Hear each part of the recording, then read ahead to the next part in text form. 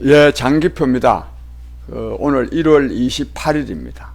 근데 조금 전에 이 최광우,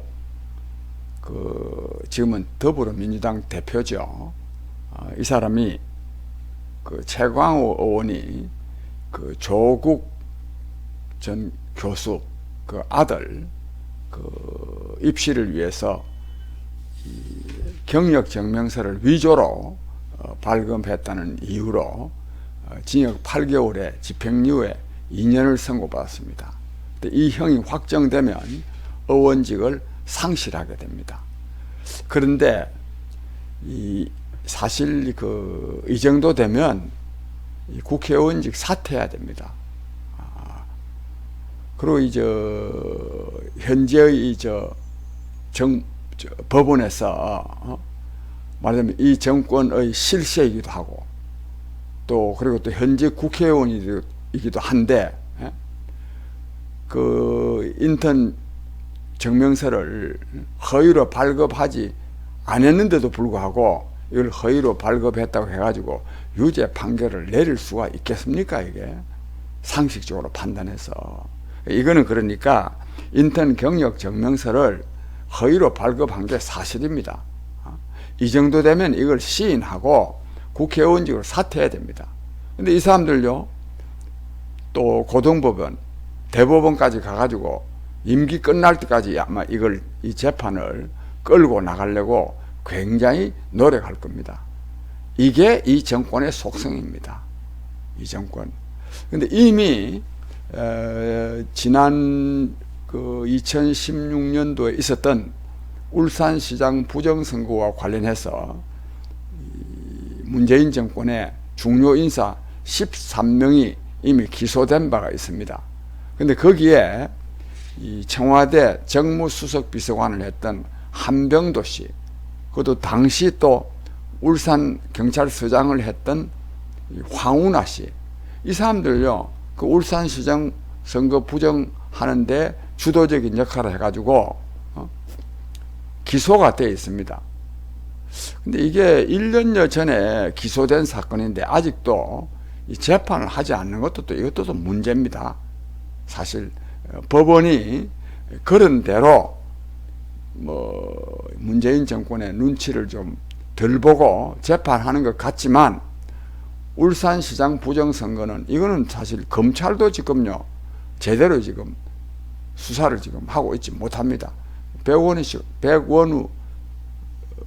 씨 같은 경우도 그게 관련되어 있는데 선거 끝나고 나면 즉 지난 4.15 총선 끝나고 나면 조사한다 해놔놓고 아직도 지금 안 하고 있습니다. 그런데 제가 오늘 말씀드리려고 하는 것은 이처럼 한병도 씨나 황운하 씨 같은 사람은 이미 기소되어 있습니다. 그 유죄 판결이 거의 확실시 됩니다. 그런데 이런 사람들요 공천까지 해가지고 지금 현재 국회의원을 하고 있습니다. 그런데 어쩌면 이 공천 왜 했느냐? 제가 볼 때는 이 사람들이 기소가 됐기 때문에 공천을 했을 가능성도 있어요. 무슨 말이냐? 맞아, 문재인 대통령의 뜻이 뭐냐?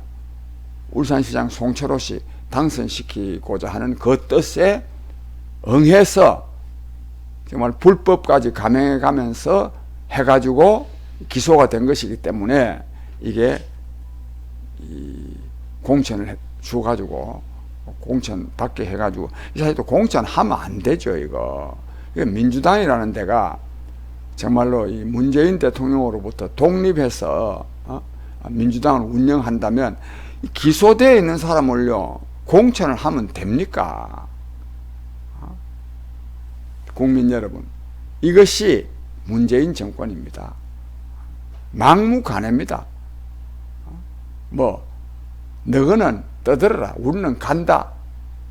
그런데 마침 이래가지고 이제 오래 가지 못합니다. 오늘 최광욱 씨가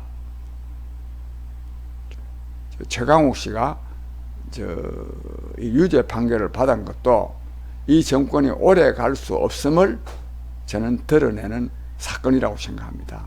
이 무소불위의 정말 못할 일이 없는 것처럼 설치는 정권이지만, 그러나 이거를 무죄로 만들 수가 없습니다.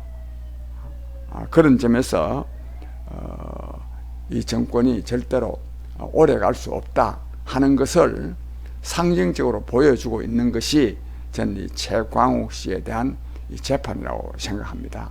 아무쪼록 금년도에는 마침 또 문재인 대통령의 임기도 지금 1년 한 3개월 정도 남았습니다. 임기도 끝나가고 해서 이 정권 내부에서부터 상당히 와해, 이탈 현상이 저는 생기리라 이렇게 봅니다. 어제 제가 이 광화문 연설 때 말씀드렸는데, 우리 비상시국연대가, 즉 문재인 정권의 이 폭정 종식 비상시국연대가 지금 종로에 사무실을 냈습니다. 그동안에 사무실이 없어서 제대로 이렇게 폭정 종식을 위한 투쟁을 하기가 어려웠던 측면이 있는데, 사무실을, 아주 좋은 사무실을 냈습니다. 저도 거기에 상근하면서 문재인 정권의 폭정 종식을 위한 활동을 활발히 하고자 합니다. 많은 성원 참여가 있기를 바랍니다. 감사합니다.